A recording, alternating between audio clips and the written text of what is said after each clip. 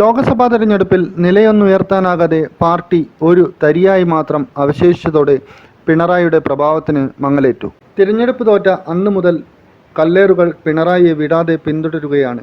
സംസ്ഥാന കമ്മിറ്റി മുതൽ branch member വരെ കല്ലെറിയുന്നു. വർഷങ്ങളായി പിണറായി വിജയൻ്റെ ശൈലി വിമർശിക്കപ്പെട്ടിരുന്നു. എന്നാൽ ക്യാപ്റ്റൻ തണലിൽ എല്ലാം സുരക്ഷിതം. കരുത്തുറ്റ നേതാവ് എന്നൊക്കെ പറഞ്ഞിരുന്നവർ ഇപ്പോൾ തിരിഞ്ഞുകൊത്തി. ജയിക്കുമ്പോൾ ക്യാപ്റ്റനെന്നും തോൽക്കുമ്പോൾ കൊള്ളരുതാത്തവനെന്നും ആക്ഷേപിക്കുന്നത് ശരിയല്ല. എന്നാൽ ഇതൊന്നും തന്നെ ബാധിക്കില്ല എന്ന മട്ടിലാണ് പിണറായിയുടെ ഭാവം.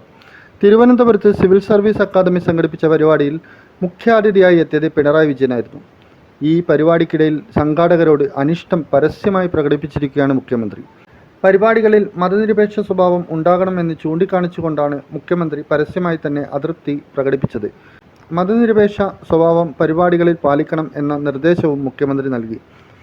എല്ലാവിധ ആളുകൾക്കും ഉൾക്കൊള്ളാൻ സാധിക്കുന്ന തരത്തിൽ ആയിരിക്കണം പരിപാടികൾ ക്രമീകരിക്കേണ്ടത് എന്നായിരുന്നു മുഖ്യമന്ത്രി ആവശ്യപ്പെട്ടത്.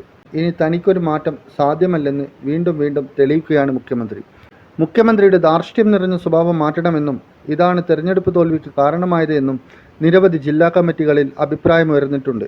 എന്നിട്ടൊന്നും മുഖ്യമന്ത്രിയുടെ സ്വഭാവത്തിന് ഒരു മാറ്റവുമില്ല. ഇന്നറിയാൻ കണ്ണൂർ.